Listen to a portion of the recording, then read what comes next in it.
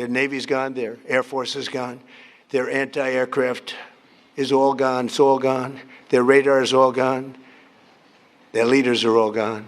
Has Donald Trump failed to truly decimate Iran's missile force, despite repeated claims that Tehran's military capabilities were severely crippled? Are Trump's claims on Iran now under fresh scrutiny, as reports suggest missiles linked to Mojtaba Khamenei's network remain ready to target U.S. forces across the region? Is Iran still heavily armed? While Trump has declared victory, new U.S. intelligence assessments appear to paint a far more complicated picture of Tehran's remaining military strength. The Strait of Hormuz continues to remain under Iran's missile shadow, keeping one of the world's most critical shipping lanes at the center of an escalating regional standoff. Classified U.S. intelligence assessments reportedly indicate that Iran has restored access to most of its missile network, suggesting that a significant portion of its strategic military infrastructure remains operational despite recent strikes. The reported intelligence findings contrast with earlier public statements claiming that Iran's military capabilities had been decimated following the U.S.-Israel military campaign. According to the intelligence assessment, Iran has regained access to 30 of its 33 missile sites located along the strategically important Strait of Hormuz. The new assessment comes as the Strait of Hormuz continues to serve as one of the world's most critical maritime routes, carrying a substantial share of global oil and energy shipments.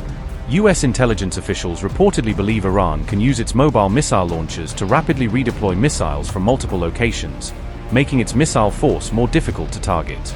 Some of Iranian missile facilities also reportedly capable of launching missiles directly from existing launch pads, allowing them to resume operations with minimal additional preparation. The intelligence assessment further states that Iran is believed to retain around 70% of its mobile missile launcher fleet despite months of military operations. Officials also estimate that Iran still possesses roughly 70% of its pre-war missile inventory, indicating that much of its arsenal remains intact. According to the New York Times, that remaining stockpile includes both ballistic missiles and cruise missiles, preserving Iran's ability to conduct a variety of long-range strikes. U.S. intelligence also reportedly assesses that about 90% of Iran's underground missile facilities have once again become accessible after earlier disruptions.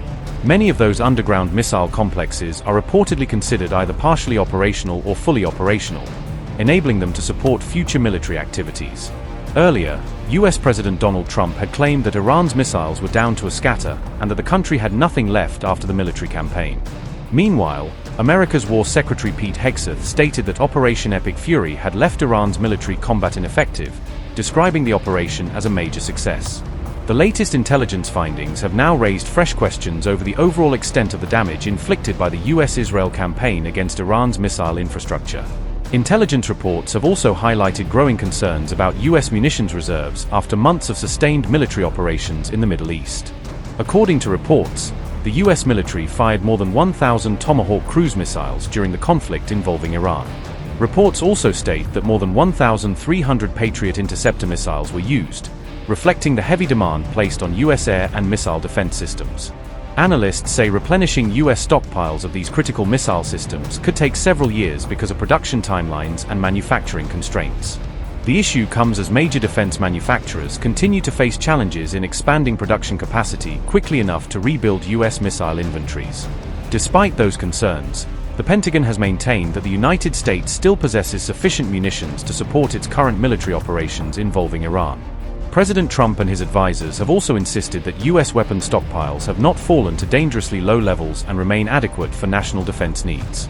Senior Pentagon officials have offered similar assurances to concerned European allies, emphasizing that the United States remains capable of meeting its security commitments. However, analysts warn that any new large-scale conflict involving Iran could place even greater pressure on America's missile stockpiles and further test defense production capacity. Iran has officially suspended the fragile Memorandum of Understanding with the United States, dramatically escalating an already explosive confrontation. This comes as American forces continued launching waves of strikes against Iran for a seventh straight day without pause. On July 18th, Iran's deputy foreign minister announced that Tehran was suspending every commitment it had undertaken under the Memorandum of Understanding. Iran accused the United States of repeatedly violating the agreement, arguing Washington's actions had effectively rendered the entire deal meaningless. The deputy foreign minister declared that Tehran's sole priority had now shifted completely toward national defense and military retaliation.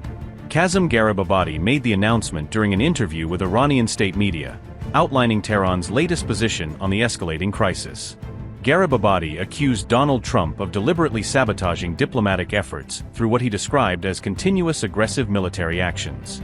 Iran further asserted that Washington abandoned its obligations first, leaving Tehran with no option but to suspend its own commitments. The Iran deputy foreign minister said, and I quote, "The U.S. has violated and suspended all its commitments within the framework of the Islamabad MOU. None of those commitments are currently being implemented. We have also suspended our commitments, we are not implementing them, and we are busy defending the country." End quote. The dramatic announcement came as Iran released fresh footage claiming to show devastating retaliation against American assets and Gulf allies. The IRGC claimed its missiles and drones specifically targeted a major U.S. military installation inside neighboring Jordan during the latest barrage. Iran has warned countries hosting U.S. military forces to prepare for what it calls a corresponding response. The warning was issued by Iran's Islamic Revolutionary Guard Corps in a statement released on July 17, according to Tasnim news agency.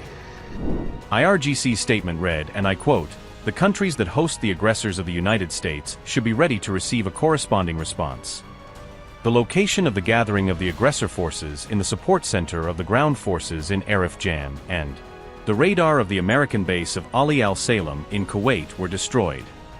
The U.S. regime that broke the agreement once again amid negotiations and the illusion of weakening Iran officially resumed the war that had never ended since the beginning of last week. But after a few days of war with the armed forces and receiving crushing responses to his aggressions and verifying that the Iranian armed forces have become much stronger.